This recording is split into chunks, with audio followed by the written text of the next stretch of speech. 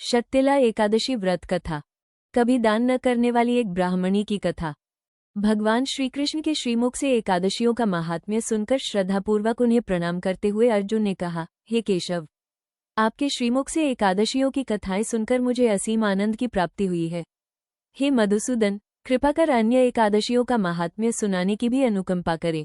हे अर्जुन, अब मैं माघ मास के कृष्ण पक्ष की शक्तिला एकादशी व्रत की कथा सुनाता हूँ। एक बार दालभ्य ऋषि ने पुलस्त्य ऋषि से पूछा, हे ऋषि श्रेष्ठ, मनुष्य मृत्युलोक में ब्रह्महत्या आदि महापाप करते हैं तथा दूसरे के धन की चोरी तथा दूसरे की उन्नति देखकर ईर्ष्या आदि करते हैं। ऐसे महान पाप मनुष्य क्रोध, ईर्ष्या, आवेग एवं मूर्खतावश करते हैं। तदुपरांत शोक करते हैं कि हाय, ये हमने क्या किया। हे महामुनि, ऐसे मनुष्यों को नरक से बचाने का क्या उपाय है? कोई ऐसा उपाय बताने की कृपा करे जिससे ऐसे मनुष्यों को नरक से बचाया जा सके, अर्थात उन्हें नरक की प्राप्ति न हो। ऐसा कौन सा दान पुण्य है जिसके प्रभाव से नरक की यातना से बचा जा सकता है? इन सभी प्रश्नों का हल आप कृपापूर्वक बताइए। दालभ्य ऋषि की बात सुन पुलत्स्य ऋषि ने कहा, हे मुनि श्रेष्ठ, आपने मुझसे अत्यंत गूढ़ प्रश्न पूछा है। इससे संसार में मनुष्यों का बहुत लाभ होगा। जिस रहस्य को इंद्र आदि देवता भी नहीं जानते, वो रहस्य मैं आपको अवश्य ही बताऊंगा। माघ मास आने पर मनुष्य को स्नान आदि से शुद्ध रहना चाहिए एवं इंद्रियों को वश में करके तथा काम, क्रोध, लोभ, मोह, ईर्ष्या तथा अहंकार आदि से सर्वथा बचना चाहिए। पुष्य नक्षत्र में गोबर, कपास, तिल मिलाकर उपले बनाने चाहिए। इन उपलों से 108 बार हवन करना चाहिए। जिस दिन मूल नक्षत्र एवं एकादशी तिथि हो, तब उत्तम पुण्य देने वाले नियमों को ग्रहण करना चाहिए। स्नानादि नित्य कर्म से देवों के देव भगवान श्रीहरि का पूजन व कीर्तन करना चाहिए। एकादशी के दिन उपवास करें तथा रात्रि को जागरण एवं हवन करें। उसके दूसरे दिन धूप, दीप, नैवेद्य से भगवान श्रीहरि की पूजा अर्चना करें तथा खिचड़ी का भोग लगाएं। उस दिन श्री विष्णु को पेठा, नारियल, सीताफल अथवा सुपारी सहित अर्घ्य अवश्य प्रदान करना चाहिए। तदुपरांत उनकी स्तुति करनी चाहिए। हे जगदीश्वर, आप निराश्रितों को शरण देने वाले हैं। आप संसार में डूबे हुए का उद्धार करने वाले हैं। हे कमल नयन, हे मधुसूदन, हे जगन्नाथ, हे पुंडरीकाक्ष, आप लक्ष्मी जी सहित मेरे इस तुच्छ अर्घ्य को स्वीकार कीजिए। इसके पश्चात ब्राह्मण को जल से भरा घड़ा एवं तिल दान करने चाहिए। यदि संभव हो तो ब्राह्मण को गऊ एवं तिल दान देना चाहिए। इस प्रकार मनुष्य जितने तिलों का दान करता है, वो उतने ही सहस्र वर्ष स्वर्ग में वास करता है।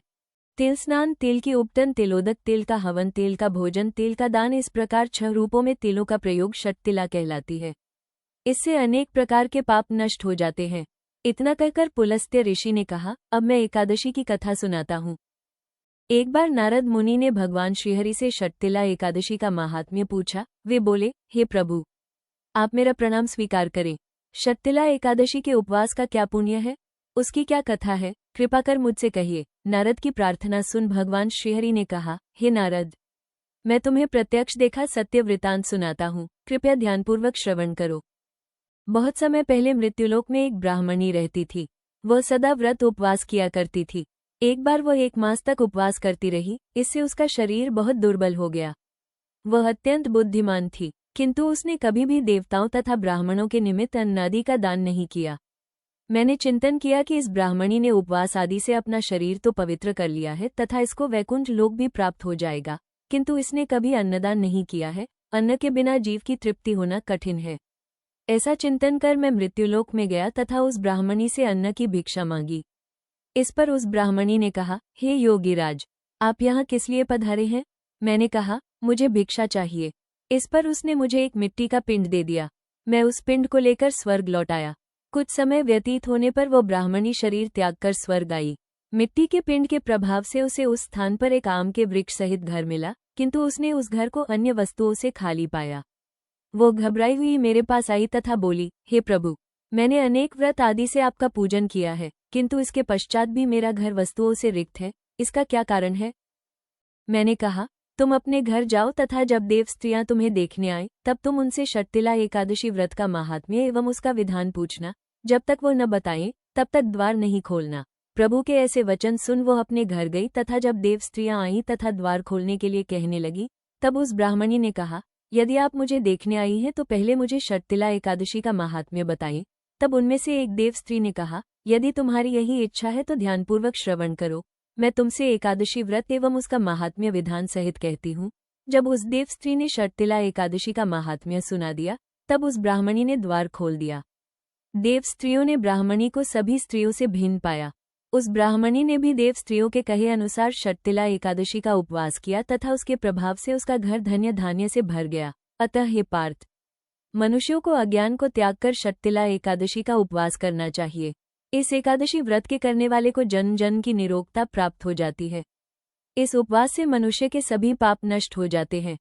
इस उपवास को करने से जहाँ हमें शारीरिक पवित्रता एवं निरोगता प्राप्त होती है, वहीं अन्न, तेल आदि दान करने से धन धान्य में वृद्धि होती है। इससे ये भी सिद्ध होता है कि मनुष्य जो और जैसा दान करता है, शरीर त्यागने के पश्चात उसे फल भी वैसा ही प्राप्त होता है। अतः धार्मिक कृत्यों के साथ साथ हमें दान आदि अवश्य करना चाहिए। शास्त्रों में वर्णित है कि बिना दान किए कोई भी धार्मिक कार्य संपन्न नहीं होता।